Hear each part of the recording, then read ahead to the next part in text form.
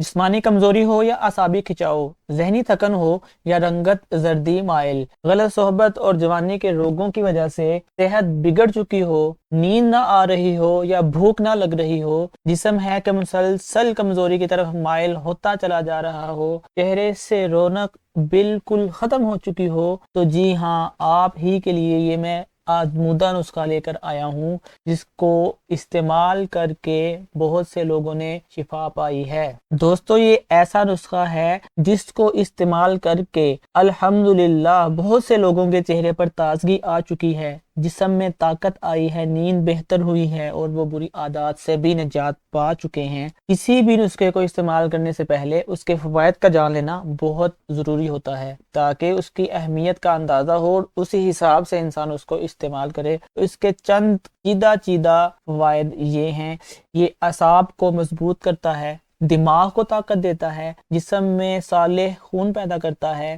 ذہنی کمزوری اور ذکاوت حس کا خاتمہ کرتا ہے، جگر اور گردوں کی سوزش کم کرتا ہے، دل کو فرحت بخشتا ہے، رنگت نکھارتا ہے اور جسم کو فربا اور طاقتور بناتا ہے۔ اور خاص طور پر نوجوانوں کے لیے جو غلط صحبتوں اور علتوں میں مبتلا تھے، ان کے لیے یہ ایک بہترین ٹانک ہے۔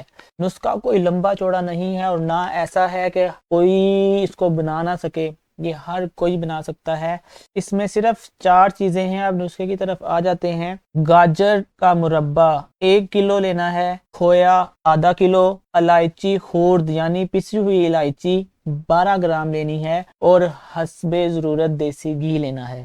تیاری کا طریقہ سن لیجئے۔ گاجر کے مربے کو پیس کر کھوئے میں اچھی طرح سے ملا کر رکھ لیں۔ ایک دیگچی لیں اور اس میں تھوڑا سا دیسی گھی ڈال کر اس میں الائچی کو ہلکی آنچ پر بھون لیں۔ اب جو گاجر کا مربع اور کھویا آپ نے پیس کر مکس کر کے رکھا ہوا تھا، جب الائچی میں سے ہلکی ہلکی خوشبو آنے لگے تو وہ کھویا اور مربع اس میں شامل کر دیں اور ہلکی آنچ پر پکائیں۔ جب رنگ ہلکا سرخ ہو جائے تو اس میں مزید دیسی گھی شامل کر دیں تاکہ یہ حلوہ تر بتر ہو جائے۔ لیجئے جی، آپ کا نسخہ تیار ہے۔ اس کو کھانا کس طرح سے ہے؟ صبح و شام نیم گرم دودھ کے ساتھ تقریباً 1 چھٹانک تقریباً 60 گرام بنتا ہے، یہ آپ نے کھا لینا ہے۔ استعمال کیجئے، دعا میں یاد رکھیے، چینل کو سبسکرائب کیجئے، لائک کیجئے اور شیئر کیجئے۔ السلام علیکم ورحمۃ اللہ۔